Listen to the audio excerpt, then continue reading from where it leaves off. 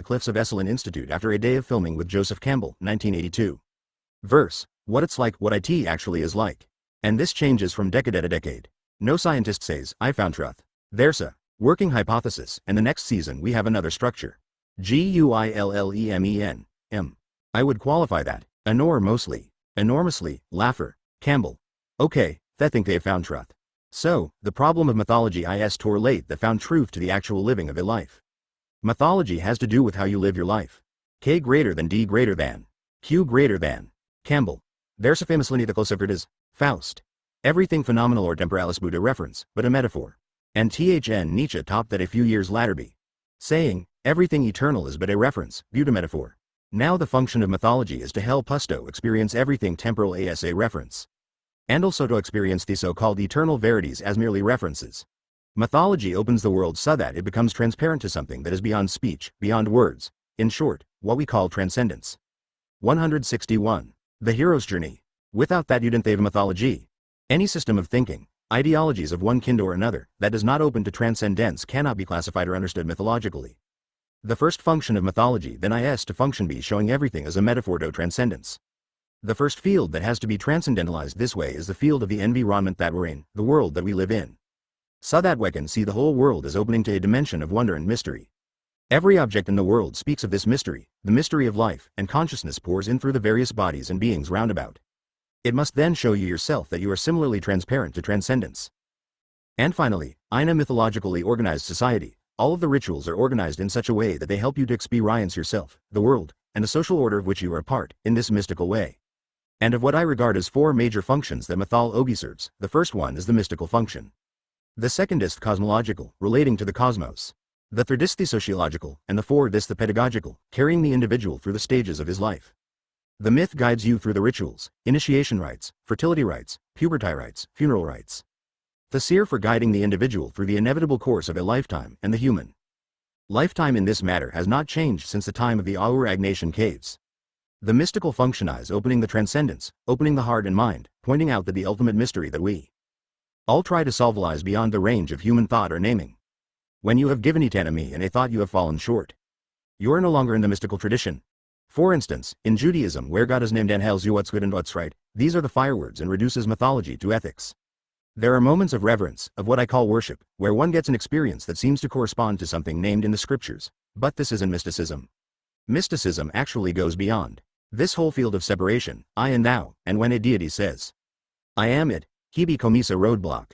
As they used to say in the 2nd and 3rd centuries, the problem with Yahweh is that I think she's God. The final reference has to go past the God. The God is to be transparent and transcendent, and the word transcendent is the key. 162. The magic flight.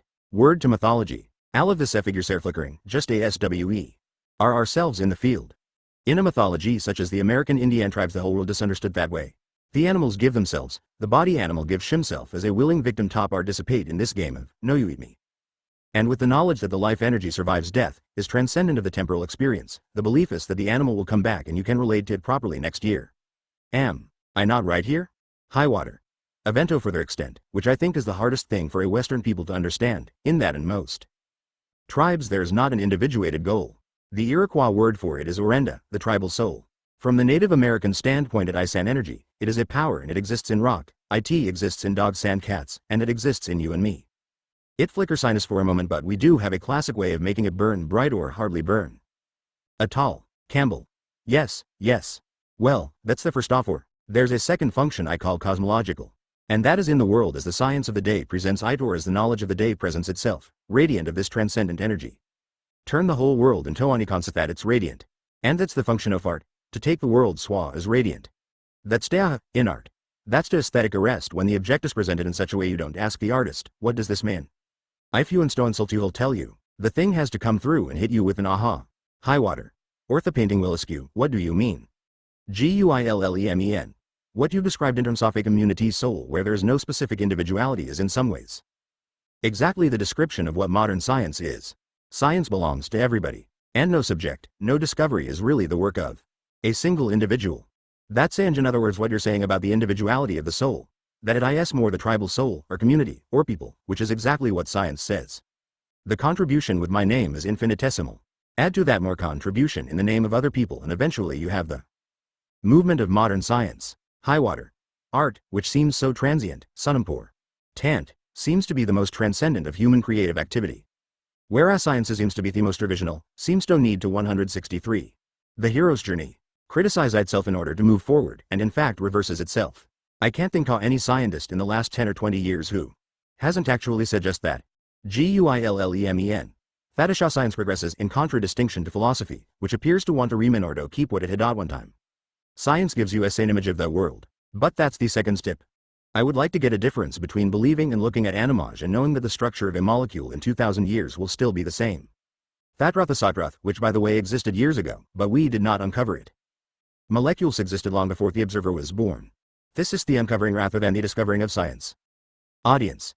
You can't separate the observer from the observed. That's why modern science seems to be getting into. There's the way you make mythology and you make science, by saying that the process is all ultimately the same. Highwater.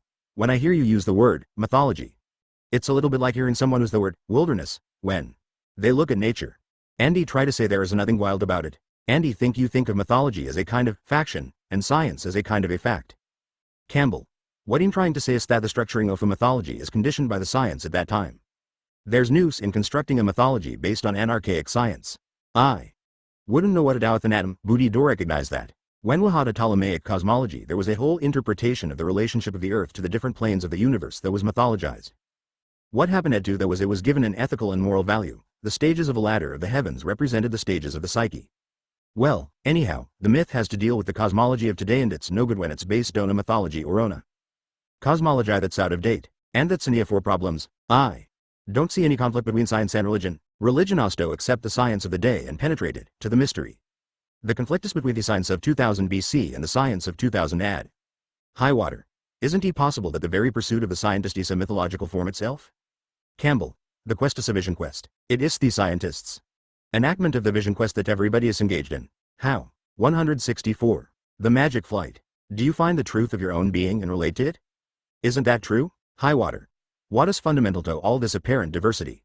Campbell. Exactly so. Highwater. That's a mythological process, isn't he? Yeti. Think that the word myth is so completely confused with the word falsehood that we come to it with Avery inadequatimo. Tional response.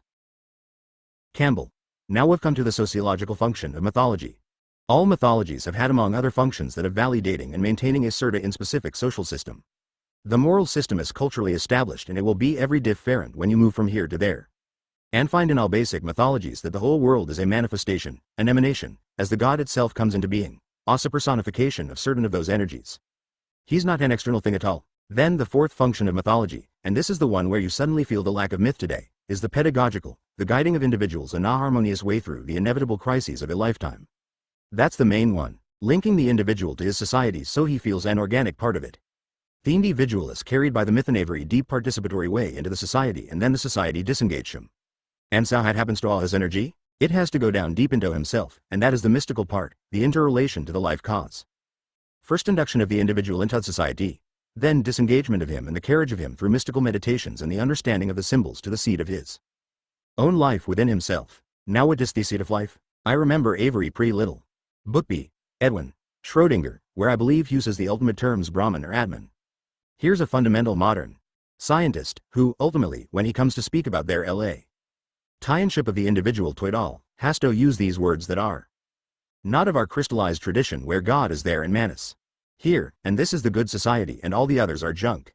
And when you look at the cosmos, is the mystery behind that cosmos.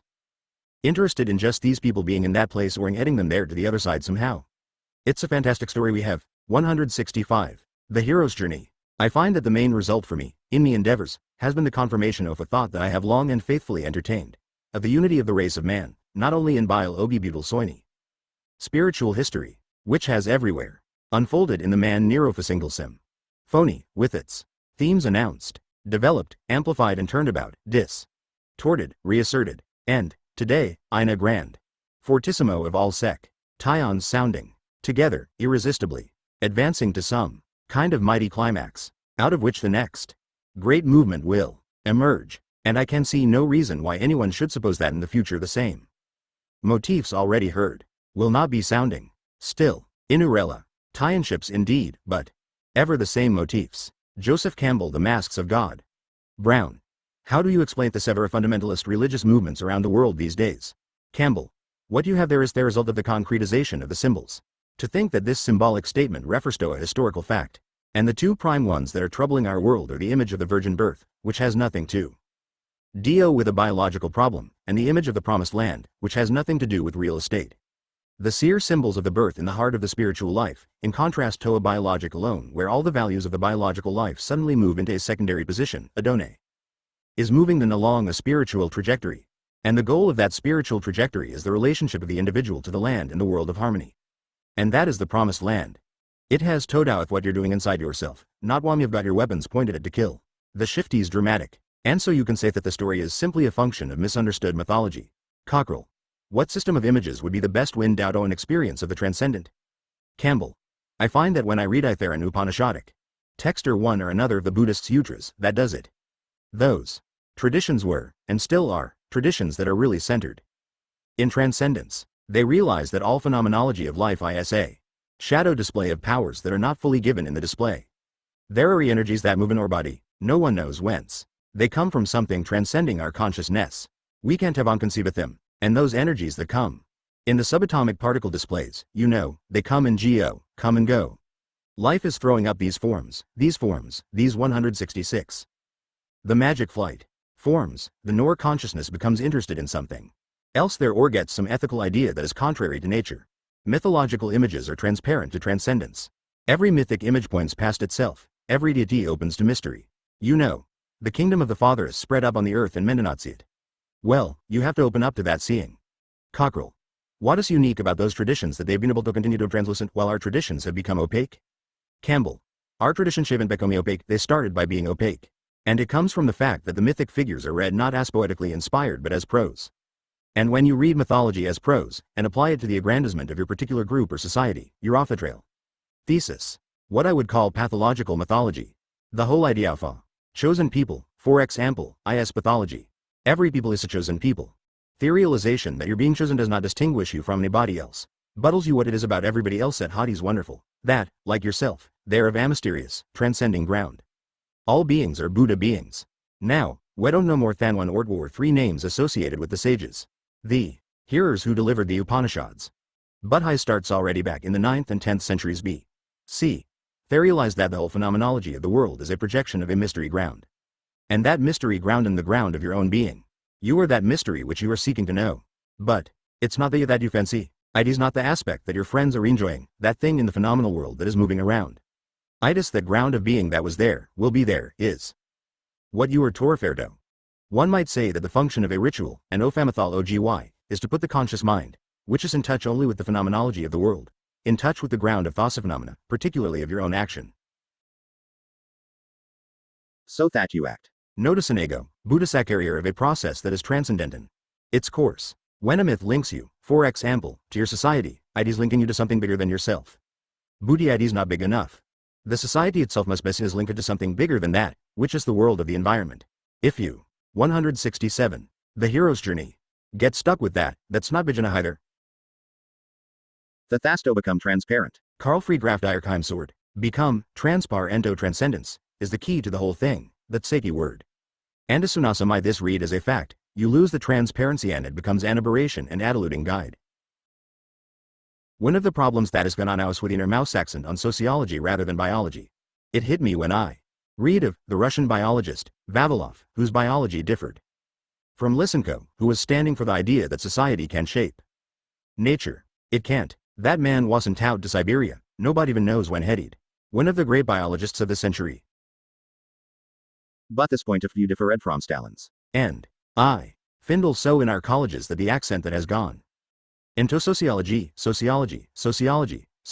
and interpreting how one should live is distracting because our sociology is far away from the biological ground.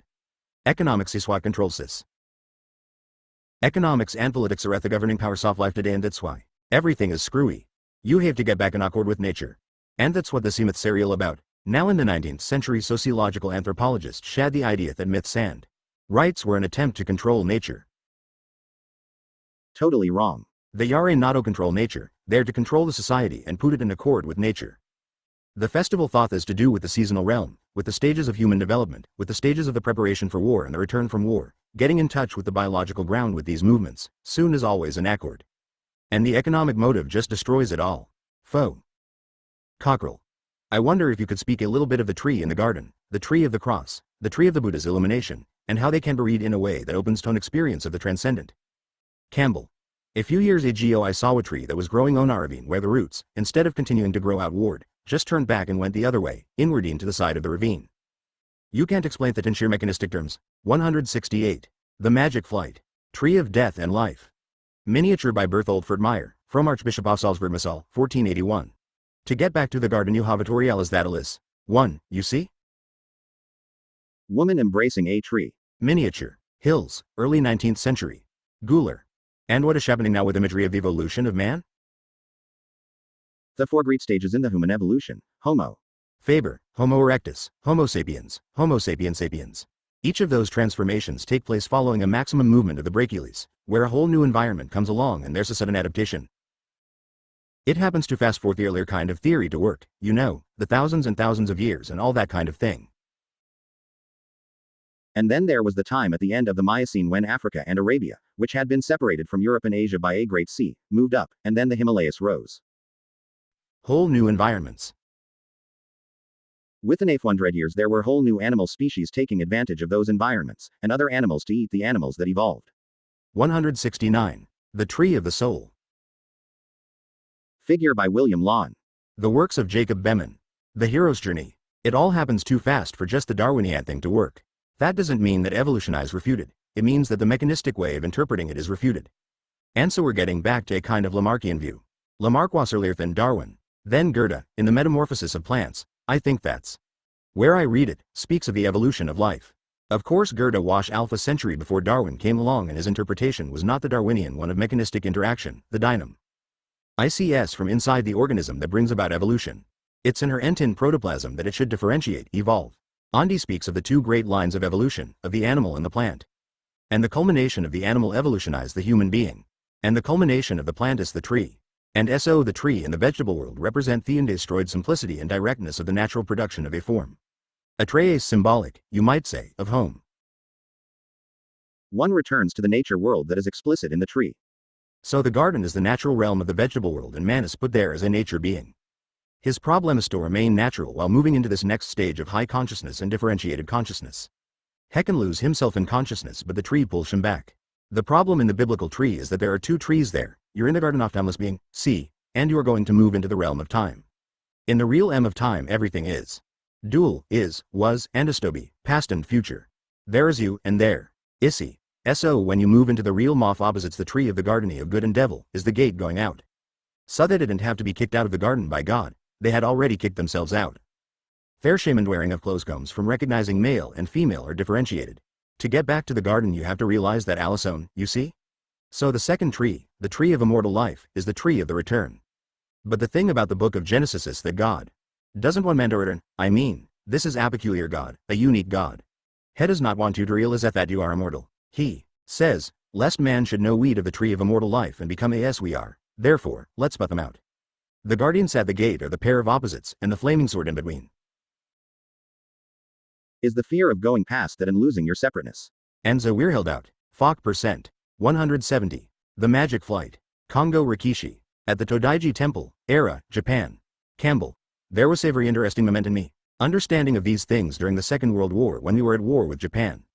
One of the New York newspapers published a photograph of one of the door guardians, the gate guardians in Nara, in Japan, right outside Tokyo. And here was this gate guardian. This was the cherub put at the gate of the Garden of Eden. And that guardian stands at the gate to the Buddha sitting under the tree of immortal life. But what it said under there was, the Japanese worship gods like this. Well, they didn't. That is a symbol of your own fear and holding to your ego, which is what's keeping you out of the garden. The gate guardianus, a symbol of your own fear and holding to your ego, which is what is keeping you out of the garden.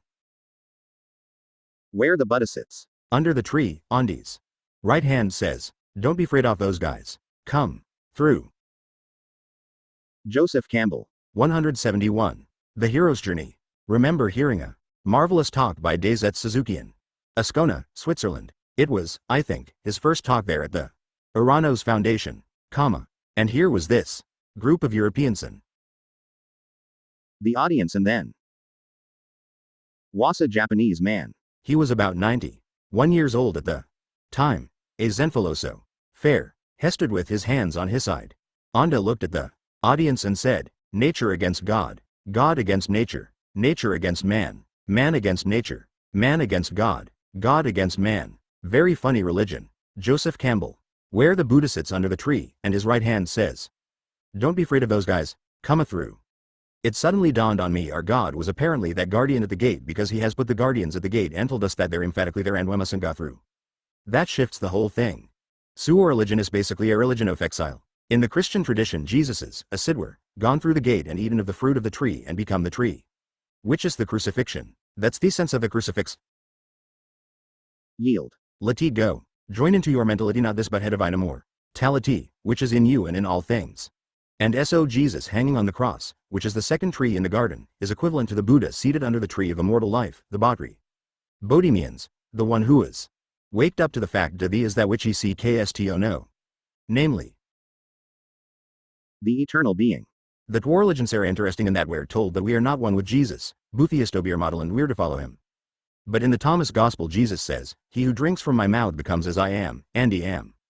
That's the difference between the Buddhist and the Christian thing. So we're, again, an exile.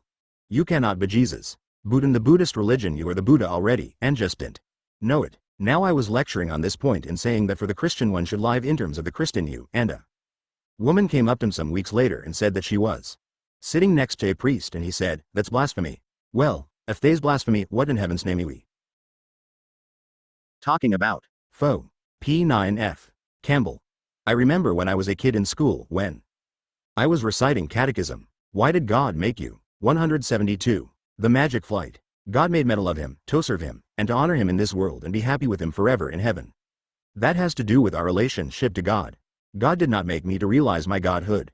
There was a lovely young woman house on Unandis, now no longer an because she heard me lecture once. After one of my talks she came up to him and said, do you believe that Jesus Christ was the Son of God? And he said, no unless all of you sere. That's the difference. Do you see what I mean? If you specialize the revelation then you've removed the humanity from it. And in Zavaris that specialization takes place, you have removed yourself from the human race. Thesis a terrible thing, I would personally think, to assist in these special revelations. Thesis a reactionary system. And it's antithetic alto the dynamics of time. It's bad stuff. Particularly at the present moment when all the special traditions of the world are coming into collision and are transforming the globes or homeland. Less than Ba, Q greater than. Campbell. The divine lives of Saviors are symbolic of the meaning of the Savior's teaching. It is not like Carl Sandburg's life of Lincoln, where you get documentation of the actual details of the life. It has nothing to do with what happened in life. Ithosto. Do with the implications of the life. The Buddha lived from 563 to 483 BC. The first life of the Buddha 80 BC in Ceylon. We don't know anything about Buddha. We don't know anything about Christ. We don't know anything about Zoroaster. All we know are the legends which tell you what the meaning of their lives is. You see? And what the Buddha said, and what Christ said. I mean, read the 4 Gospels and then read the 5th. Read the Gospel according to Street, Thomas. And what was he saying? Who wants to be remembered by the notes of his students? The idea of the Bodhisattva Theon who out of his realization of transcendence participates in the world. The imitation of Christ's joyful participation in the sore rose of the world. Joseph Campbell. 173. How teach again? What has been taught, correctly and in core, rectly at house and thousand times, throughout the millen, neums of mankind's, prudent folly? That is, the hero's ultimate, difficult task. How? Render back into light, world language the speech-defying announcements of the dark. Many failures attest to the difficulties of this life affirmative threshold. Joseph Campbell, the hero with 1,000 faces. Joseph Campbell after receiving the Medal of Honor from the National Arts Club for Literature, 1985. It's one grandiose song of found, and H. Carrot. The Return. Threshold. Joseph Campbell became a much sought-after lecturer in college campuses and human potential institutes around the United States in the 1970s and 1980s. Many accomplished artists and scholars publicly expressed their admiration of his work at symposiums in New York and San Francisco to celebrate his 80th birthday. Antitheme of the hero's journey, sculptor Isamu Noguchi, choreographer Martha Graham, author Richard Adams, poet Robert Bly, anthropologists Barbara Meyerhoff and Maria Gimbutas, and many others expressed their gratitude for his awakening of the mythological dimension in their lives and work. But it was in the movies that Campbell's cultural impact gained its greatest notoriety.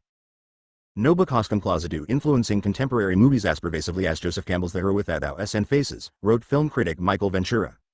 Filmmakers such as Steven Spielberg, George Miller, and George Lucas all credited Campbell with inspiration for the mythic underpinnings in their stories. In February 1985, Lucas joined Adams, writer Nancy Willard, and psychologist James Hillman at the National Arts Club in New York when Campbell was awarded a Medal of Honor for literature. The following year, at the age of 82, Campbell was invited by the Grateful Dead to attend his first rock and roll concert. To think that my work has been influential to people like George Lucas and the Grateful Dead, had old reporters in 1986. I'm absolutely delighted. 175 pounds. Campbell. I guess this is the big moment of my life, win. Equals earning the Medal of Honor for literature. I knew that I had found something when I started writing The Hero.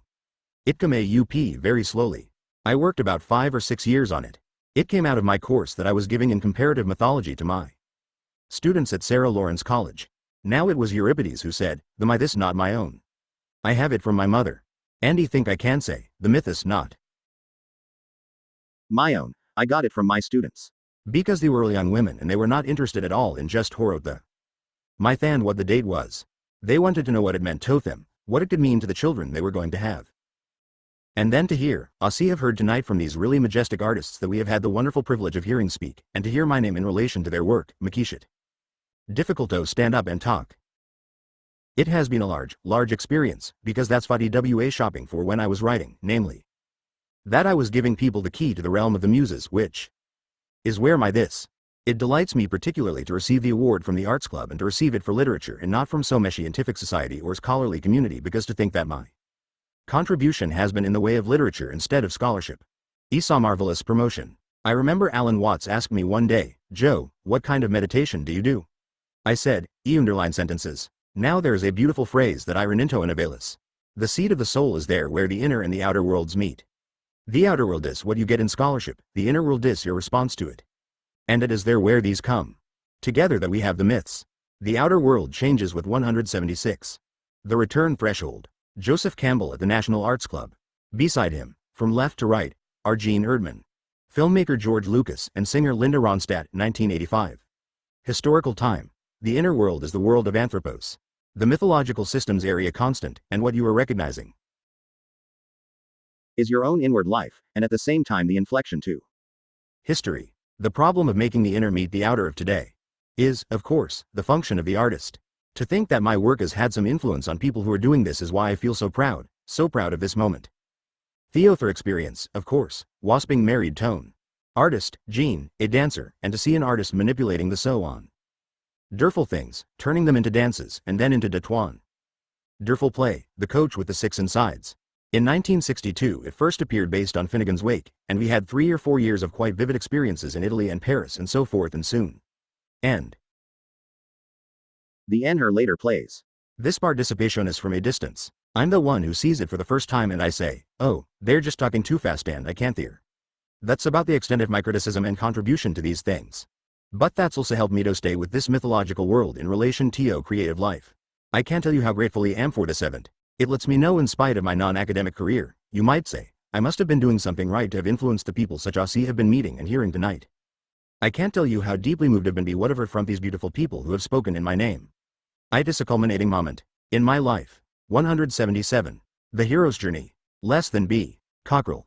What I would like to is a Upanishadic conversation, sitting close in. Artists shave always, as in the Renaissance, had a great deal to do with establishing the strength and the interpretation of Christianity. Do you think that contemporary artists could, through their powers, reinterpret our current symbols? Campbell. What happened in the Renaissance is fascinating. Cosimo de' Medici received a manuscript from Macedonia. That was brought by a Greek monk. It was a manuscript of the Corpus Hermeticum, which was a body of late classical text about the sense of the symbology of the classical world, which was exactly contemporary with the formative period of Christianity, the first 2 centuries. This text was translated by Marsilio Ficino and Amedi. It was realized that the symbology of the Christian faith and the symbology of the late classical myths were saying the same thing. That's what inspired Renaissance art, Botticelli's Philofit, and Michelangelo, and the whole lot of them. This gave a new Ladies and gentlemen, we are here this evening in honor of Joseph Campbell. And I say in honor and not to honor him. Forethought has been accomplished by his work, its massive and sufficient scholarship, its conviction and its delightful fascination, and by what his life of dedication has given to our culture, the deepening of its soul into myth. And this gift to our culture and its soul continues to honor him throughout America, in bookstores and classrooms, in movie theaters and in therapists' offices, in the imaginations of writers and dreamers. No one nor century, not Freud, not Thomas Mann, or Levi Strauss, has brought the mythical sense of the world and its eternal figures back into our everyday consciousness. In his own words, to see the continued romance of Beauty and the Beast, stand this afternoon on the corner of 42 ND Street and 5th Avenue waiting for the light to change. The myths are in our daily life. What is not on your program is the passion, which underlies the accomplishment. This passion as desire, together with the pains-taking care desire always imposes, can be condensed into Joseph Campbell's maxim how to live on this earth. The maxim can be traced to life, involving the gods, the goddesses, the heroes, the animals, the little people, and the daemons that aid you in UJBL lowing your bliss forever. James Hillman, National Arts Club, 1985. And off-chain reaction comes from HSDI's coveries that have reverberated out into writing November else, into psychiatry, into anthropology, into mythology, into filmmaking, into creative work, and apart from all that, he's a damn nice guy. It sure do. Believe that Shakespeare didn't tread Joseph Campbell. Richard Adams, National Arts Club, 1985. 178. The Return Threshold. Vitality to the Christian imagery itself. Because they understood its spiritual sense, note its historical reference. Do you see? The reference is not to something that happened which has released us fromsen, didn't release us fromsen. What the crucifixion did was give a model so you could release yours elf from it. And that's the whole difference. This is the big inspiration of Renaissance art. Now the problem of the contemporary artists would better recognize in the conditions of contemporary life the possibility of transparency to transcendence through those conditions. The artist functions to render the forms of the world in which we live, and the social actions that we engage in, render them transparent. To the transcendent, turn them into transparencies. Cockrell.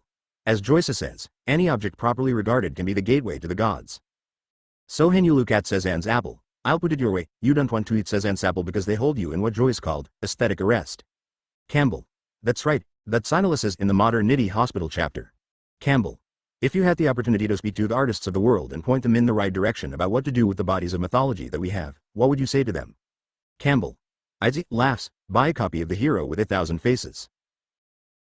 And easy, look at things not as them being the things in themselves, Buddha's manifestations of a mystery. The idea of a mystery is what it's all about. And that mystery of these things is your mystery. Somebody once said just think of a thing as a thou, instead of an it, and the nor experience changes. In one of those cockeyed theaters that are in New York, on 42 ND and Broadway, I saw advertised fire, women from outer space. That was a mythological idea. Hi. Tibetan Buddhism the seer called doshells. Or fire. Women Jairam outer space. And in their spiritual powers they might excite you a little bit. And so I thought, well, we're getting back to the old days in a very funny way. Whenever human imagination gets going, it has to work in the field that myth shave already covered, and it renders them in new ways. That's all. Joseph Ompbcl, Esselin, 1982. Foe. Brown. One of the areas that's been of interest to those Ofus who know you and have watched things happen in the last couple of years has been your involvement with George Lucas and the themes of man versus machine. Campbell. One of the big delights and surprising delights has been to find how my books have helped other people. In the arts, in the dance, for instance, Martha Graham's work in Jeans. 179. The Hero's Journey, work, and in Merce Cunningham's early work, and so forth. These mythic themes are the realm of the muses. It's not that I tell people what to do, but my work points out where the inspiration is. And you move in, yourself, awesome artist, and pull it out. Solely Levlin at Richard Adams with his Watership Down came over to see me, to thank me for what I had given him in the way of The Hero with 1,000 Faces. Then suddenly, George Lucas with Star Wars. Now of course I hadn't seen a movie in years. I mean, when you're reading and writing you can't have time to do all the things you look at Odo. Movies dropped out of my life a long time ago. Besides, when I was in Europe a terrible change, less than BW, Carrot Abudnir Sago I set out to write a children's film and I had an idea of doing a modern fairy tale. My friends all around said, what are you doing? You're crazy. You have to do something important. You have to do something that is socially relevant. You have to do something that is art with a capital A. You have to do what we're doing. I had been working on a project about Vietnam, Apocalypse Now, and I had abandoned edit, gave A friend of mine, Francis Coppola, and said, Vegadado the children's film. I didn't know what I was doing at the time. I started working, started doing research, started reading, and a year went by. I wrote many drafts of this work and then I stumbled across The Hero with a Thousand Faces. It was the first time that I really began to focus. Once I read that book I said to myself, thesis what FV been doing? Thesis it. I had been reading other doctors, Freudians, and also dealing with an ample supply of Donald Duck and Uncle Scrooge, and all the other mythical O's of our times. But The Hero with a Thousand Faces was the first time a book began to focus what I had already been dying intuitively. I began to see a lot of parallels and began to become every fascinated with this whole process, and as a result I picked up several author books, The Flight of the Wild Gander, The Masks of God, as I continued to write. This whole process went on over a period of years. Then, as I say, I went around in circles for a long time trying to come up with stories, and the script rambled all over and yawned dead up with hundreds of pages. It was The Hero with a Thousand and Faces that just took what was about 500 pages and said, here is the story. Here's the focus, here's the way it's laid out. It was all right. The Rend had been there for thousands of years, ASDR, Campbell pointed out. And I said, thesis it. After reading more of Joe's books I began to understand of Isoldo. This. When that happened Tom I realized how important the contribution that Joe had made to me was. I had read these books and said, here is a life. Time of scholarship. A life of work that is distilled down into a few books that I can read in a few months that enable me to move forward with what I am trying to do and give me focus to my work. It was a great feat and very important. It's possible thought if I had not run across him I would still be writing Star Wars today. I think you can say about some authors that their work is more important than them. But with Joe, as great as his works are, there is no doubt in my mind that the body of his work is not as great as the man. He's a really wonderful Menandia has become my Yoda. George Lucas, National Arts Club, 1985180. The return threshold had taken place. When I left this country we had only black and white, silent movies. There was a wonderful art developing then of mime and all of that. I come back and you have talkies. I never really caught on to the talkie as an interesting art. Too naturalistic, you know? Naturalism is the death of Hart. And that's one of the big problems in our American arts. I think they didn't understand the metaphor. It's all naturalism. So the whole business of the movies was unknown when George Lucas came over to me to talk to me and let me know how much my work meant to him. He invited me and Gene to his place outside of San Francisco for a couple of days to see what he had on. Well, my God, we had Star Wars in the morning, and we had The Empire Strikes Back in the afternoon, and we had Return of the Jedi in the evening.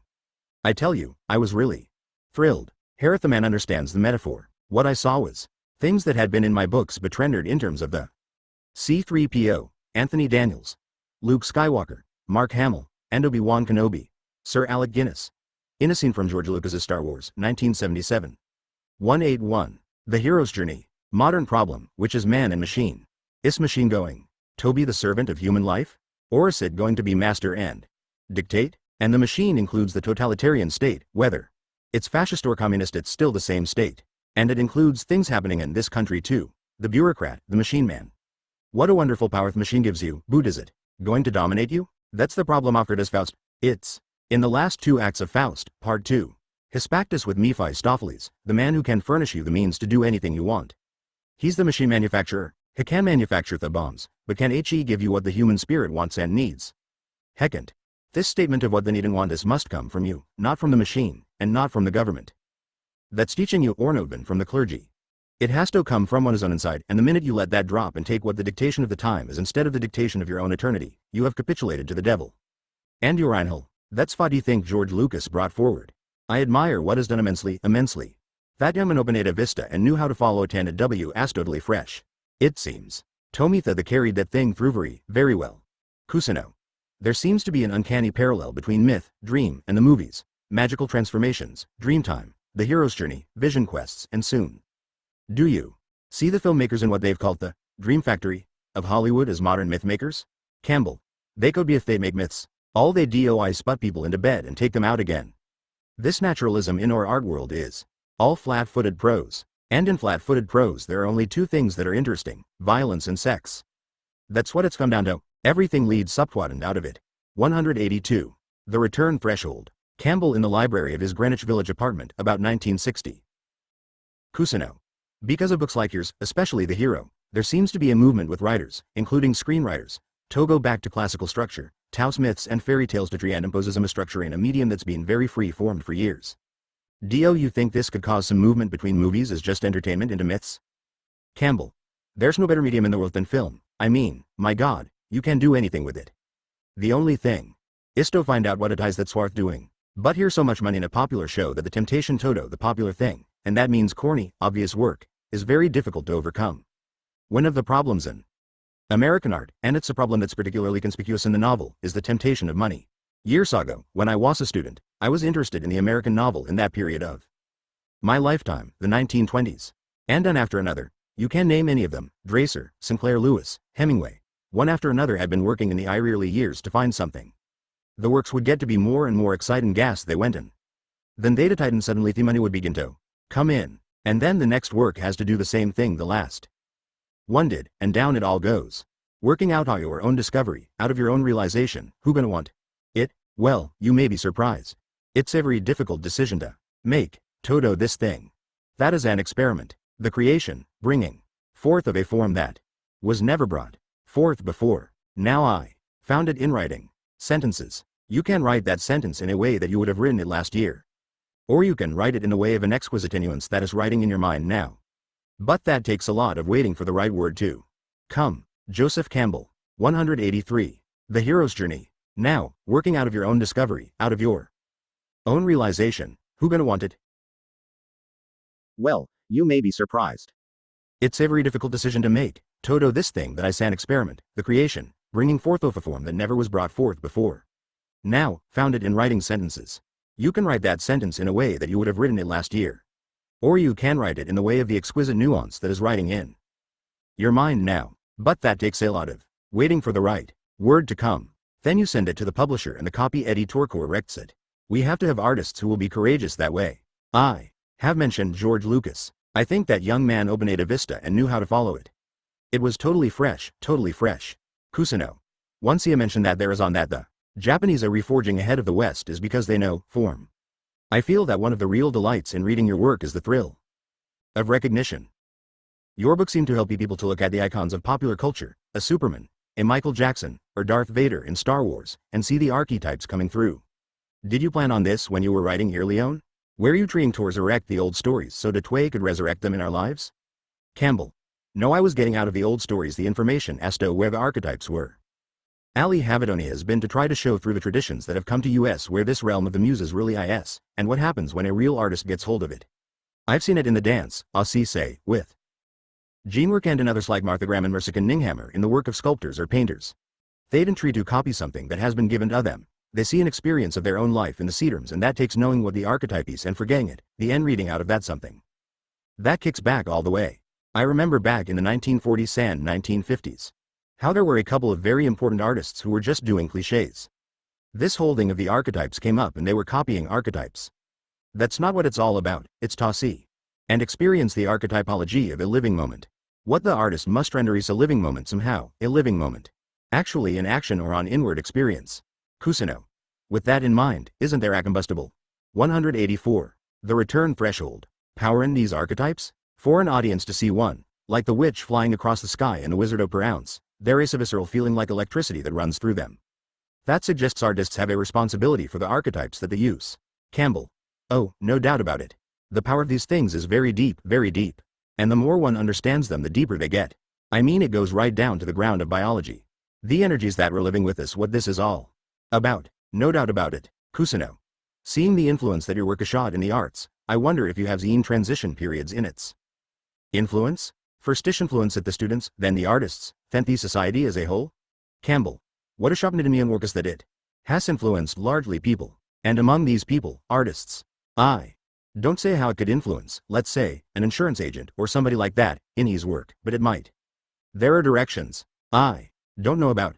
But certainly in the arts there's a primary relationship because for me mythology is the homeland of the muses. That's what it's all about. When you touch in the muse talks to you in your own language. Not my language, but your own. In the arts of scene at work, as I've said already, and you know what it. Do stop people. Kusino. Awful these myths, are there any that stand out over the years that seem to have influenced people more than others? Campbell. The main thing is to get into this marvelous literature. It is just a glorious field. Ali can say is go in the reend enjoy it. Abagrange fretting. If you're not gonna go in there and enjoy it and dread, you're not gonna bend the myths. If somebody just reads the newspaper every morning, if Thadish is only reading, and T-Hen he gets Newsweek or something else at the end of the week, he's not getting it. You've got to read, or find some other medium to get in touch with them. And then the individual can find the one that talks to him, all by himself, and knows that this one excites him. And if it doesn't excite you, well, phooey. It's not yours. So I would just say the main thing is Togatinto is marvelous literature. It is enormous. And if you can read a couple of other languages besides English, you've got a still greater range. It's a glorious field. 185. The Hero's Journey. Foe. Bly. Something happened tone when I heard Joe giving a talk in a conference on beauty in San Francisco. He started to describe Joyce's description in a portrait of artistas Iemen, that there is a difference between proper and improper art, and that improper art is art that when you finish it makes you want to desire something, or loathheit, either way. And Joe would say, if you have advertising where a woman is saying, buy this refrigerator, you say to yourself, I'd like to have that refrigerator.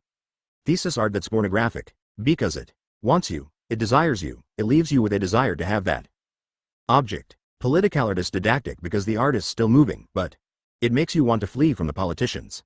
Sothan Joseph says all of the novels of the last 100 years, the novelists, have been didactic pornographers. Andy was the only person in the audience that clapped. Andy looked at me. Anda smiled. The rest of them were shocked at the immense generalization. Cockrell. Had told me that the last novel I read was Finnegan's Wake, since the end he has no tread a novel. Bly. Yes, well, this difference between proper and improper art is that proper art has a center, a thread of silence going down the middle of it.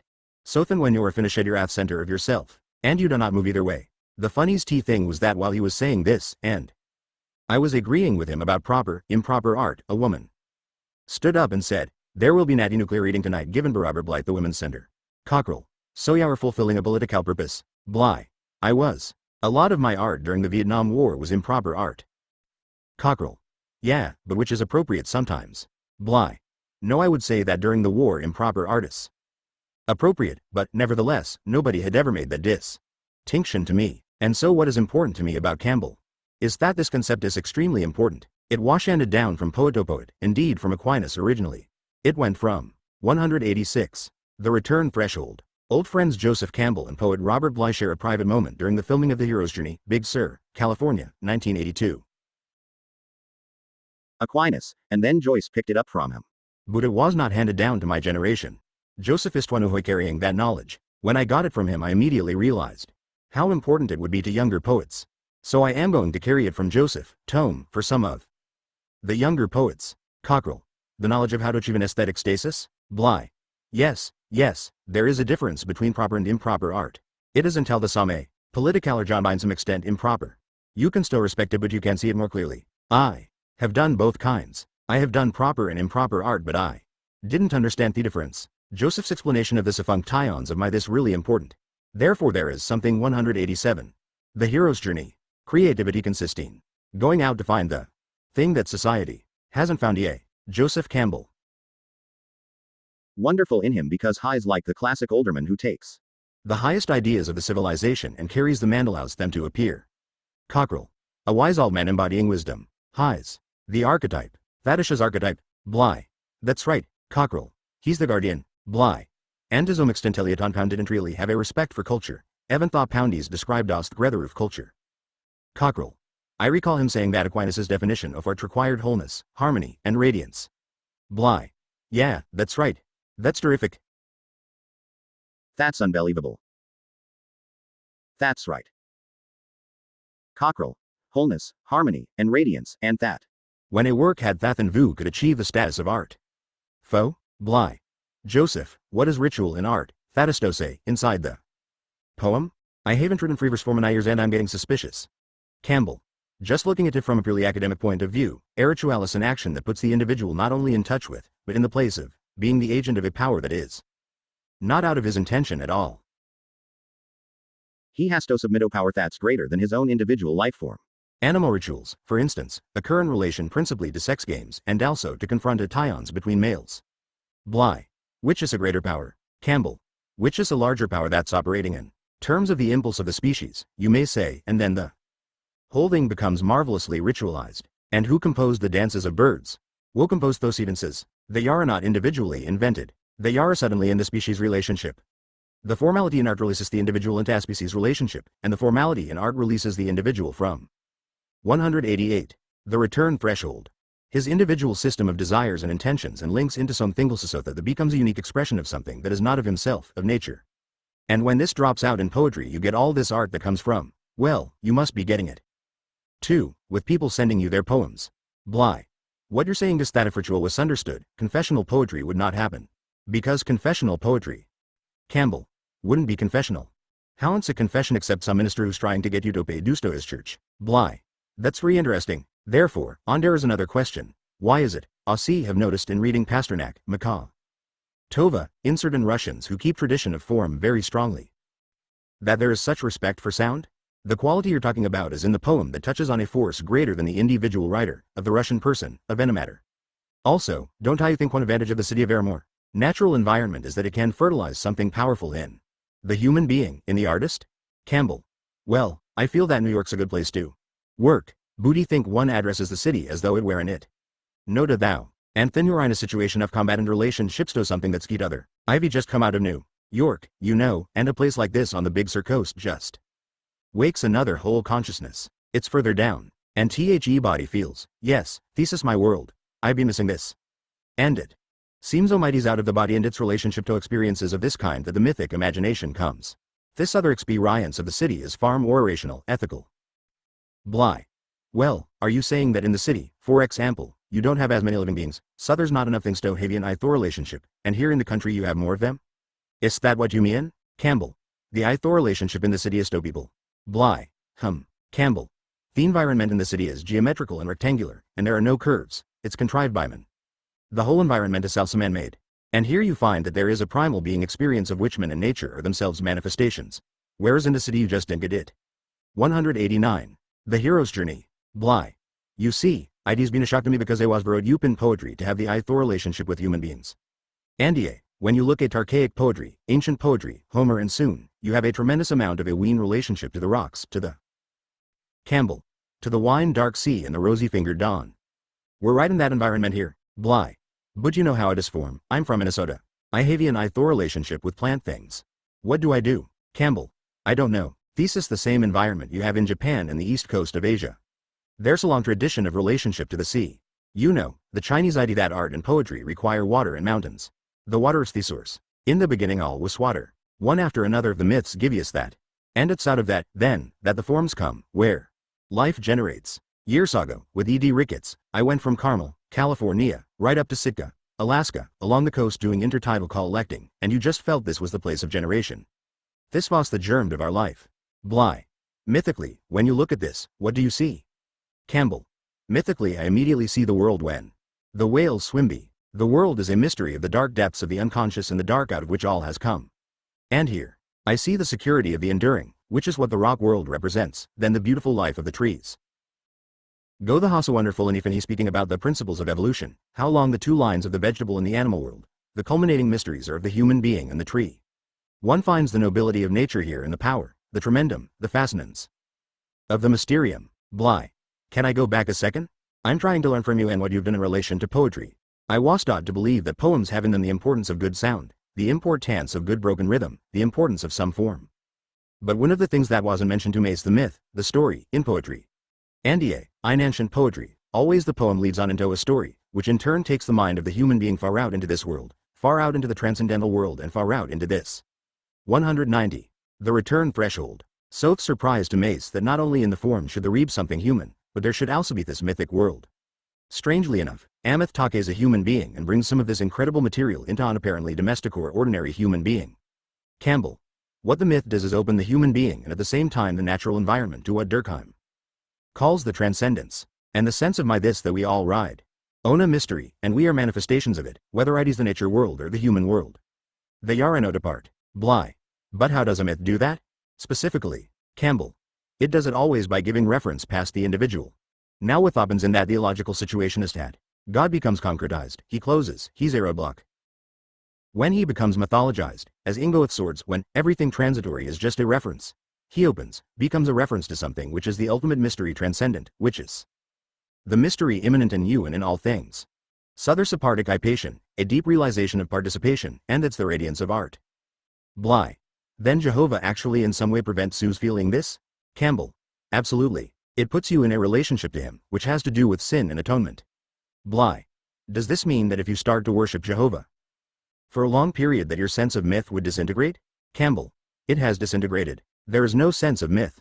In the Judeo-Christian tradition, it's all historical, fact stuff. Because of this we want to disengage from nature and make our ritual to deal with participation in society. The Jewish tradition in a good deal of the Christian leads you to the society. We are one in Christ, not in nature. Whereas you turn to the Tao and look at this, here is the revelation. And it's a revelation of what? Of a mysterium, a mystery. And there are two aspects to it. One is the tremendum, the horrific, and the other is the fascinans, the charm. And the function of artisto show these things so that, as Joyce says, they become epiphanies of a radiance. Bly. I'm a Protestant, and of course, in the Protestant churches we've gone even farther in removing the tremendum. We don't have any statues of the Virgin. I was in church in California. 191. The Hero's Journey. The other day and there was nothing living in the entire church, and yet we were reading texts that talked about the holiness of the meaning. Campbell. When I was in Japan for a congress for the study of religion we were at Eyes. You know, the beautiful shrines of the royal families, the tradition of the goddess Amaterasu, and so forth. They were beautiful. They're in a wooded environment so that you get the participation with the whole nature world. The goddess is herself the sun goddess. And beside me was a big Swedish scholar, a very tall fellow. I was looking at this and was trying to feel the way I feel right here. One with all this thing, Onda said to me, isn't it too bad? I'm a Protestant. I can't appreciate this. Toget removed in that way from participation in this one. Derful world you see here. In our tradition there has been a fall. And nature is not good, nature is to be criticized, and there is this. IDEA offstanding for the good against the evil. Why would a good God create a world of this kind? What a question. Bly. Shall he recite that little go the poem to you? Campbell. That. I would love it. Bly. Goethe's in a hilltop, on the tops of all the hills. There is silence. In the tops of the trees, you feel hardly a breath. The little bird falls silent in the trees. Simply wait. Soon, you too will be silent. There you feel that is brought the other world of nature into the poem. Campbell. He's quoted the mythic organic experience. Bly. How do you to hold of it? Campbell. In the first place Isgerman. They live close to nature. Jung brings this out, you know, from his having been brought up in the country where all the settings are taken for granted. There's a continuity from old mythic times in that German world. Somehow the city never took over in Germany. I also saw it when I was a student in Paris. Paris. That's a wonderful city. Bly Joseph, I wanted to tell you how important I think your teaching is for American poetry. Because poets shave what they have from generations past. And when poetry was carried down to us, it came through Eliot and Pound, and there were two things that they did not carry down to us. 192. The return threshold. One was the difference between proper and improper art, that Joyce got from Aquinas, and which you are the only one who is saying this a distinction. I've been very grateful to receive that, from you, that distinction. Campbell. Thank you, Robert. Bly. And the second thing is this. The power of myth and story in poetry. You're the only one who are carrying that. Eliot brings it into the wasteland, and yet it is so broken, and so used for symbolic means. In some way he did not respect the actual story that used in the wasteland. And Pound did not respect those stories to the broken to fragments in the cantos. You are the only one who has carried down the ancient view that a myth and a story is a holy thing. It's a natural part of art and does not be fragmented or symbolized or rationalized. Andy, am very grateful to you for the work you've done your whole life on this. Campbell. That's a beautiful thing to hear, Robert, and from you it means something. I really do appreciate it. Bly. The last 3 or 4 years in my association with you, your teaching of the second thing has changed my poetry tremendously. Campbell. That was my thought in the beginning, that this material was material for poets and artists. Jean, my wife, is a dancer, she has feet in it. I know how it works. But, gosh, the chance to hear it from you is a big experience, Andy, thank you. 193. The modern hero, the modern individual. Who dares to heed the call and seek the man? Scion of that presence. With whom is our whole destiny to be atoned, cannot, indeed, must not, wait for his community to cast off. Its slough of pride. Fear, rationalized Ava. Rice, and sanctified. Misunderstanding. Live, Nietzsche says, a sol thought a day we're here. Itis. Not society the Tisto. Guide and save the creative hero, but precisely the reverse. And so every one of us shares the supreme ordeal. Carries the cross of the redeem. Not in the bright moments of Histrabes. Great victories, Boudin. The silences of Hisper. Senal despair. Joseph Campbell, the hare with 1,000 faces. Joseph Campbell, age 80, next to Akwaki UTL to temple in the room he visited as a young boy enchanted with American Indians. The Museum of Natural History, New York, 1984. M.Q. Carrot. P.O.Q. 77Z Master of Two Worlds. In the twilight years of his career, Joseph Campbell basked in his status as maverick scholar. He lectured to overflow crowds, made frequent radio appearances, and worked relentlessly on his final project, the ambitious 4-volume The Historical Atlas of World Mythology, a rhapsody on a theme of an unfinished book of his. An outline of everything, which he wrote in graduate school. After a particularly grueling book tour in 1983, Campbell was prompted to articulate his deepening perceptions on the meaning and roots of myth. The result was The Inner Reaches of Outer Space, Myth as Metaphor and as Religion, published in 1986. The book was a fusion of his ideas that the laws of outer space and inner space, the human imagination within the body, are one and the same. The authentic source of Anu, global mythology is in the psyche of today's creative artists, a synthesis of science and spirit. In February 1987, The Hero's Journey, The World of Joseph Campbell premiered at the New Directors, New Films Festival at the Museum of Modern Art in New York City. 4 months later, in May 1987, at the West Coast premiere of the documentary at the Directors Guild in Hollywood, Joseph Campbell and his wife Jean Erdman saw the film in public for the first time. The panel discussion that followed proved to be Campbell's next to last public appearance. 195. C_Brown. If you had a computer to accelerate at the time spent in retrieving information, what kind of difference you thin kid would have made in your life? Campbell. If I had a computer when I started my reading, my note-taking. I had files. 1, 2, 3, 4, 5, 6, 7, 8, 9, 10, 11, 12, 13 regular business files, cabinet files, packed tight with notes taken by hand.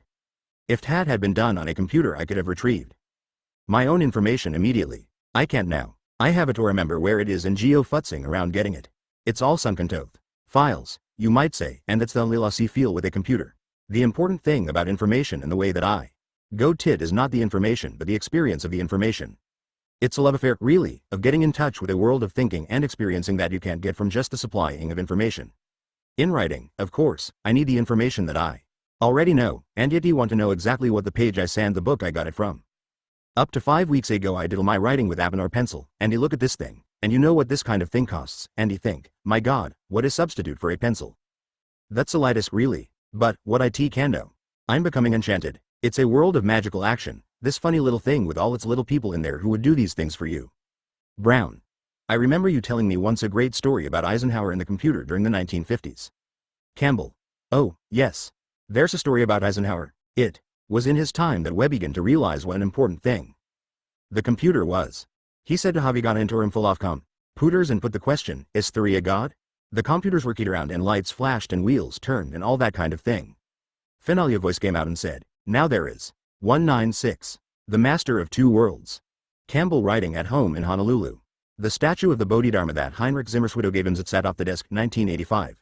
So if you go tag it in the room here. I know a lot about gods and you have found what god this is by the way it behaves. Thesis. The God of the Old Testament, a lot of rules and no mercy. And if Hekech as you picking up sticks on Saturday you're finished. Kusino.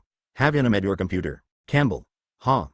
The young woman from IBM prepared my software took some of my books Thaciterin and she saw what she thought I would require and made a beautiful program form. Then she surprised me while she was putting it all together by saying, well, what's the name of your computer? Suddenly I had to figure the name and I named it Parzival. Hoy's my idea of the great Occidental hero. The Grail romance, the whole business of transcending the ego system with the experience of opening of the heart with compassion. That's what Parzival is all about. Well, he doesn't have compassion, pointing to his computer. Kusino. And what's the story behind this Parzival? Campbell. It works this way. Parzival, seeking the Grail castle, went back and forth over the place where the Grail castle was found. It wasn't there. Then one time it was there, and the next time it wasn't there. 197. The Hero's Journey. That's the way it is with this darned thing. I try to get it to do something for me and I do the things that I think I'm supposed to and the wrong thing happens. Then he do what I think is the same thing and the right thing happens. So, I'm in the magic territory, part of the Grail mystery, and getting to know exactly the rules. Another thing I think of here is those Arabian Nights and the gin in the bottle. They come out and work for you, but they are every tricky. They can kill you. Faux P9. Cockrell. How do you feel about your personal life at this point and what you want to accomplish? Campbell. What I want is to enjoy it. It's like about having come into harbor. I remember when we used Toby on boats, it's a lovely thing to come into a harbor and see the environment. And well there. That's where I am. I'm finding more and more that the Indian idea for enunciation for old age is a very good idea. You give U Paney system of. Joseph Campbell proudly accepts an honorary PhD from the Pratt Institute in Brooklyn, New York, 1976. 198. The Master of Two Worlds. Commitment and just live out of this moment and the necessity of this moment, because, God, you've already given everything that's necessary, and your life has made a statement by that time. Anything you put on top of it now is just a footnote. And so this isn't the time for footnotes. This is the time for enjoying the experience of fulfillment. It's a moment of fulfillment. And it's a rich and beautiful moment. Somebody asked me, would you like to go younger? I said, yeah, I'd like to have 71. I wouldn't want to go back of that. Cockrell. When you look back over your life to see you, the great inspirations were, who do you think of? I know Spengler was very influential on you. Campbell. Oh, well, the reading of Spengler was, I think, the great intellectual crisis of my life. Cockrell.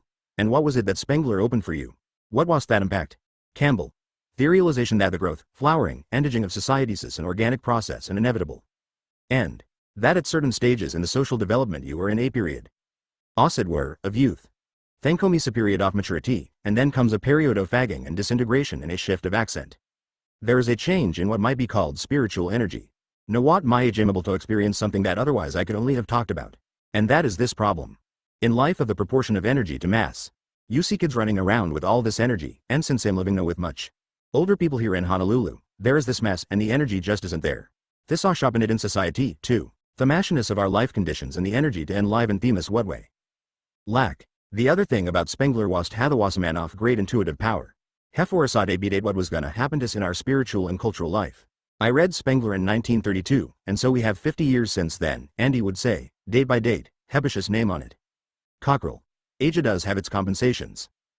Campbell. Oh, the compensation serene ormus. Cockrell. The experience of the present where the future is no longer so important and the present comes through with the vitality doesn't have an youth. 199. The hero's journey. Campbell. Every decision made by a young personas. Life decisive. Itrialius. What seems to be a small problem is really a large one, whether the water falls 6 inches this way or 6 inches that way, down the other side, and swa is in life. 2. People looking at each other in youth and their life destiny waiting. There. So everything that is done early in life is functionally related to a life trajectory. And then comes the time when there is no future, nothing to live caradar, it's been lived. And the Mindy's then dwelling in the richness and wealth of something already lived and the moment that one is in, a moment of plastic presence, not just something serving something else, viewed as it. That's a grand experience. I think it's important that one should be careful early in life to live with integrity because I find, for example, in my own thinking, that those things that I did that were a little off, which are the ones that sit in my mind, are really reprehensible acts. They may not have been regarded so, but in your terms of your own sense of integrity this comes back as that challenge. And it's no need set alive with. I think that's what purgatory and hell are for, remembering what you should not have done. Cockrell. What role could mythology serve in helping this troubled world today? Campbell. You asked about newspapers before, well, let me tell you, a little bit of honesty would be what we need there. Not just the sensationalism that's gonna sell the newspaper. Today you're out for interest in clearing up apartheid in South Africa and we don't think about our own Native Americans, what we have done to them, what we are doing to them. We're taking them out for neighbors eye with the beam in our own. That doesn't match it in the history of civilization. And T-Ho's people, our own native people, are still living in a sub-civilized condition that's been put upon them. I don't see any for ambitious youth picket lining to give Indians their due. Cockrell. What did Joyce mean when he said, history? Is a nightmare from which I am trying to awake? Campbell. He meant exactly that. Nightmares are removed by powers out of rational control, and they represent terror and fear, and that's what the story is. Judging history in terms of the chakra system, history is chakra number 3. The chakra of aggression, beating up the guy next door. That's where it starts. There's the Waitis, 200. The Master of Two Worlds. Less than BC. Cockrell. For you, personally, where are their Alnug? Gets of mythology for the people of the world, the individuals in their quest for self-fulfillment? Campbell. The way mythology is integrated in life is by way of ritual. What is to be ritualized is what is essential to the life of the day. iPhone is to treat to bring a mythological perspective into action in the modern world. One has to understand the relationship of what is being done to the essentials of life, not to the superficialities of life. The essentials of life remain the same. They've been the same since the Paleolithic caves. Eating, reproduction, being a child, being mature, growing old. Toriel is that these things one is doing are not personally initiated acts but are functions of a biologically present world within yourself all of in a very different way from the way one lives if one feels that one is the volitional initiator of everything going on. Just, for instance, the business of grow in gold. Trying to hang on to youth, trying to hang into what was really grade 20. Joseph Campbell and Gene Erdman during a break in his seminar at the Featherpipe Ranch, Montana, 1978. 201. The Hero's Journey. Year saga, throws you totally off. You've got to go with it and seek the abundance that's in this new thing. If you hang into the old thing, you will not experience the new. In traditional society, like that of India, which really had ritualized everything, the different stages of life were clearly marked off. The individual actually will sometimes change his name. His name becomes changed as he moves from one stage to another. Another thing is that when you initiate someone into a role in government, or to play the function of supervising a field, the person must know that he's not acting as himself. He's acting as a functionary. When the judge walks into a courtroom, people stand. Not because ID's the guy, but because he represents a function. 1. Is not standing out of respect to him, we're standing out of respect. To his role, to act as tha livius tha or at least what is significant about you in a social way is what a mythologically grounded life will enable you to do. Individualism is perfectly fine if the individual realizes that the grandeur of his being is that of representing something. Even representing a system of ideals and images that the rest of the world and the environment doesn't they've, still is the agent of something on to say presence. But when the individual is acting only for himself or for his family or for his team, the end you have nothing but shouts. The myths, when they are translated into rites, organize the field. Now you can see why the world today is in trouble. What is the social field today? The social field is planet, and there isn't a single system of action that has to do with the planet. They all have to do with one interest group or another interest group. And to bring out in newspapers, or own or another of the media, the sense of humanity as being the totality of which you are amum. Beer. Into your tribe, not your social class. I think that it's an absolute necessity. I know what the power of education is because I was brought up in an era with the ideas of democracy. And he saw those democratic ideals disintegrated and eliminated in teaching in schools. When a lot of people with an idea of society as being the shaper of everything came in. What came out very clearly at Sarah Lawrence when I went to teach there was, as I've said, the great joy in finding what the student wanted and needed and then trying to furnish the information that would render it. Then he found that more than 50% of the faculty were 202. The master of two worlds. Not doing what I would call educating, drawing out, they were indoctrinating. Giving a discipline of a certain sociological perspective that became dogma on campus. And that was happening on every campus in the United States. And as a result there was total destruction of a whole point of view that was taken for granted when I was socked. Formerly, on our campuses, we never read modern novels, we did no tread daily newspapers, we were hermetically sealed. From the journalism of the day, from what was happening today. And instead of always responding to, oh, no, what about this and what about that and the other thing? There's lines over here and there. You are in touch with eternal concerns. And it can be done. I know what the power of education is. And an education will do it. Has done it. Foe. Kusino. You've spoken in depth about what the study of myth can do on individual. And we've spoken about the influence de treading myths Hashidan artists, scholars, and scientists. What about children and young students? I understand that. You and Robert Bly went to North Dakota a few years ago for a conference on education in the year 2000 and that you suggested that mythology be our required subject. Just what effect do you think it would have on society if kids were raised thinking mythically? What effect on society as a whole? Campbell. It would certainly have an influence on the kids. It would change their lives. It would also change their attitude toward life. And, of course, the society is constituted of kids, so that in a sense it would be a society of people who were living not only for the superficialities which the mind and the appetite indicate as being worth living for, but would be living for something that they had found that was of deeper, more inward value than those things.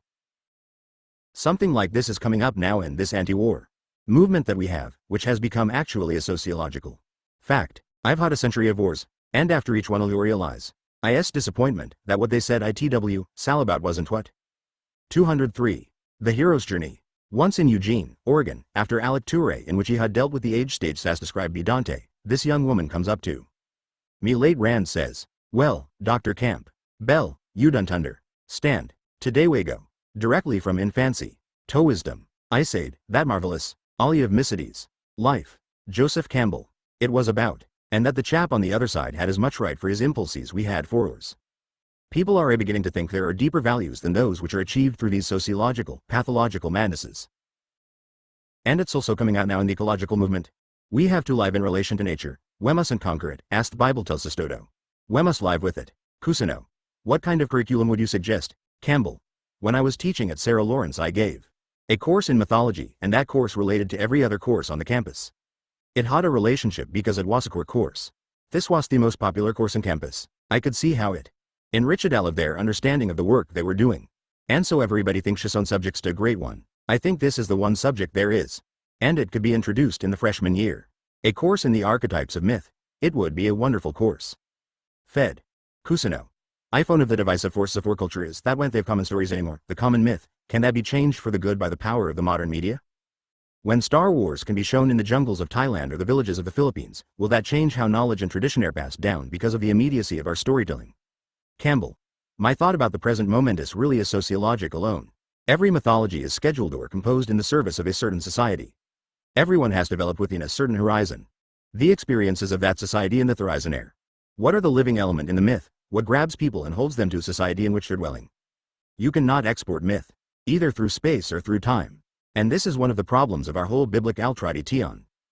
Here is a mythology that grew out of a social context that is so far away from what we have now that it is not servicing our psyches, it always has to be interpreted to. And artwork that 204.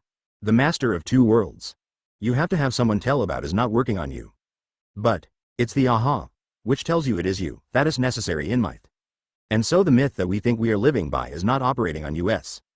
Hence confusion, hence a sense of tension, hence a sense of anxiety. Everything that you're doing, the very nature of your life is denied by the myth that we have. Every natural act. Isas and feel act, say, unless it's been baptized or circumcised. This denigration of life is one of the terrible things about our ideals because they're not out of our life. Nietzsche has a saying, and the will to power de tall ideals of this kind must be rejected, that they denigrate the life which is. You see? Ideal shave to grow out of experience. Now that's hardest function, to take the experience. With respect to the sociology, to what society do you belong? The society of the planet is the only valid one now. It is the only one that's valid. And yet what was this everybody pulling back into on group loyalty, class loyalty, even, you might say, of school loyalties? No. One is courageous enough in the major field to think in terms of a planetary commitment. The themes of myths will be the same 100 years from now as they were 4,000 years ago, the basic themes. But evolving situation is one community to which the myth is in service, and the other is the natural and scientific field of experience that one is having. There is Nusa having a mythology that's talking about something that was true in 4000 BC Buddhist no longer true. Less than VP. A couple of years ago Joseph and E were invited by the colleges of North Dakota to give them advice on what the curriculum should be in the year 2000. Joseph said to the thought that mythology should beat the center of it because it is the only thing that could unite science and human. As mythology did in ancient times. And then we developed this idea that when People came into the university they would read 30 or 40 myths, each of them. They would choose the non-myth. Because the idea is that we are probably being related to be a myth and we're being lived by it unconsciously because we are too stupid to study the myth. And there's a very big difference between living something consciously and being lived by it. Then the student would choose the one myth that attracted him and then spend time in college seeing how far he lived it and how far the myth lived him. And that would be valuable for the scientist as well. He could be living Amy Toon consciously and not know it. Robert Bly, Esselin, 1982-205. The Hero's Journey. Favorite. Do you not think that a single individual can create a group mythology? That someone like the Buddha could possibly, through HISOWN powers and inner sense, depict a mythology for an entire group? Campbell. This whole problem of the origins of mythology and how they relate to prophecies and teachings is a very delicate one. I don't think anything that he would say should be taken as a final statement. But my feeling is that on the primitive level the mythology comes out of very small groups, which have the whole genus experience. They are all having essentially the same experiences, they all have the same inward life, and so the spontaneity of that is indicated in its behavior. The question finale involves the problem of, what is the group? The early mythologies come out of very small groups.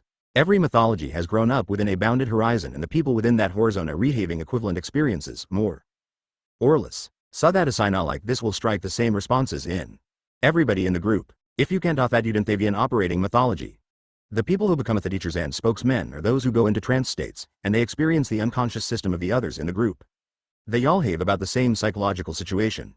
He becomes the mouthpiece, and unless you have the type of people who are in touch with that kind of group need, you're not gonna have real group mythologies. Favorite. What you're saying then is that the mythos to be projected onto fertile soil so that it can develop in the group? Campbell. It comes out of the fertile soil by means of a visionary, a shaman, a person who has gone out and come back. It then falls on the same fertile soil and you have a group situation. Just think of the origin myths of any mythology whatsoever. Take the Hebrew thing of Moses going up on the mountain and coming back and giving it to the people who all are in the same fix. You see what I mean? The Yare. And it's a new fix. It's a different fix from the one that was there before. And poor Aaron with his golden calf represented the other situation out of which the people had come, that was typical worship of the divine lunar power through the symbol of the moon bull. Now Moses comes down from the mountain with his horns of light on his head, and he has this little message. He had on force. Actually, that sometimes happens, too, that people come in with. 206. The master of two worlds. What you might call an elite, a special doctrine, which they force on at people. This I show Christianity was brought to Europe. Even before the Buddha comes along, 563 to 483 BC are his dates. There had been a development in India, the development of the Upanishads. The whole theme of the Upanishads is really that the ultimate mystery is right within you, Tattvatsvi. You are it, you are yourself the mystery. How to indeed. There are techniques for search, and the Buddhist way was one of 5 or 6 other ways working in the same field, concern, consciousness. So what the Buddha talking to is the result of an elite group of people now moving into positions that make it possible for them to understand and to take on the Buddhist doctrine. From the right spreads. It's quite a different kind of missionizing from that of Christianity and Islam. The Muslim and Christian way has been by violence, going in and converting people. Now in Buddhism and Hinduism and e-waits. It's already there, foe, brown. But what if you don't know what myth you're living by? How can you ever know? Campbell. You can ask yourself, if you're wondering about your own mythology, what is your group? With what group do you identify? Their requirement of today is becoming more and more obvious. It is the recognition that the world is osmal and so tightly interlocked, that the community, the actual community, is a world community. There isn't a mythology to take that in, and in reaction to this need for a total society, you have a lot of groups, people pulling back into their own chosen people group, or black power group, or capitalist group, or this blue collar group, and you get mythological groups oriented to parts of the totality. So it can last. Favorite. Do you recognize any modern myths being developed, or do you see that we are living on myths of the olden days? 207. The Hero's Journey. Professor Campbell and students, late 1960s. Campbell. You've got to live on myths of the olden days. The elementary story constant, they remain, they remain, they remain. The problem is the inflection. How are the myths represented? And the function of the artist is to present these eternal mysteries in terms of a contemporary context of life. Obviously not many of them have been doing it. There have been some artists and literary people. I take Joyce. I take Thomas Mann. I take Proust. I take Eliot. I take Yeats. These are visionaries, poets, for modern man. I think, for instance, of Joyce's work as a kind of Purana, a kind of sacred text for contemporary man. It's all right there. But as for popular mythology, you have to deal not only with the intellectuals but also down to the very roots, and a good mythology works right up and down the line. Christianity in its best period did, and the Buddhist tradition still does. You can pass from a very simple naturalistic interpretation of the deities and powers to a highly sophisticated done without a break. You don't have to lose your childhood mythology to achieve things. Buddhan. Our tradition that continuity has been lost. Arien. Where do you think we are now in the history of civilization? 208. The Master of Two Worlds. Campbell. It is interesting when you think of the history of civilizations. The early civilizations are Gothic civilizations in Europe. When you approach a town, the first thing you would see was the religious center, the high cathedral. In the later centuries, the 16th or 17th century rise, the most important building you would see would be the palace. And now when approaching a city, what do you see? You see economic privilege, office buildings and dwellings. The whole thing is illustrated in a magnificent way in Salt Lake City. Brigham Young built it with the idea of the religious center. That temple was in the center, and so you had the structured city, a beautiful lie-struck turd city. Very beyond the capital would be erected, on a hill a little higher than that where the temple was. When you approach now, the Talus building is the office building that executes all the prisoners of the temple. So the whole of civilization is there, and of course, that's the end. So the question is whether a civilization that has run its course can be reactivated. Go the Hosso under for paper, which is called the Ages of the Spirit. It starts with the poetic mythic period, then the air is the religious period, and then the philosoph Ical period, and then the period simply of naturalistic prose, as he says at the end of the paper, out of which God himself could not generate another world. Now that's a pretty pessimistic view, but I do think that we are at the end of a civilization. And I do think we're at the beginning of a global age. That is to say, it's now once more a globe. No longer do you have different cultures within their bounded hori zones, ignorant of each other and indifferent to each other. All hori zones are broken.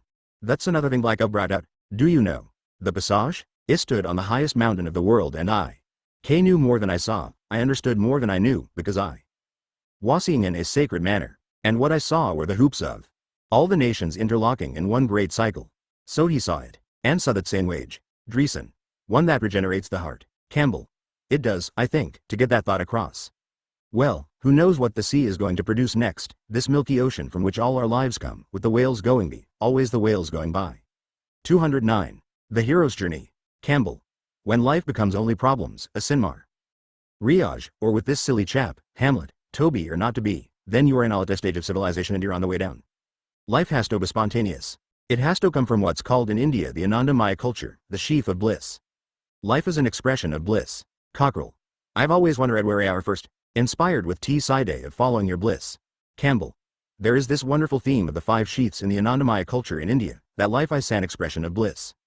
The 5 sheaths are sheaths that enclose the mystery of the life germs. The outermost sheath is called the food sheath, Annamaya Kosha.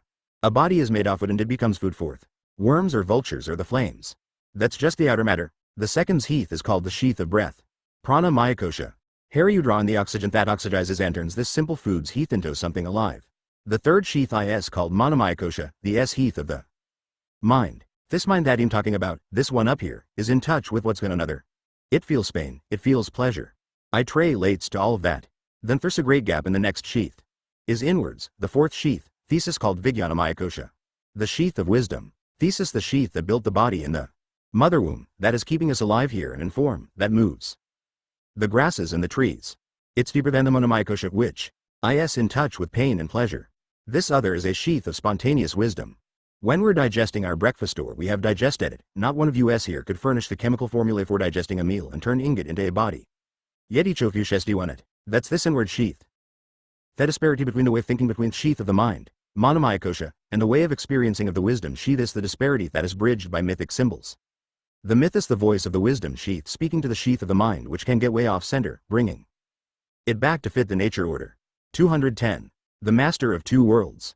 Deeper than the wisdom sheath, and this is the ultimate sheath within, is the sheath of bliss.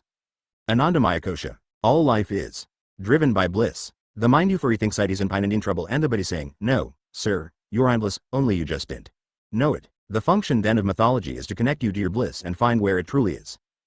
When you get yourself off course or you accept so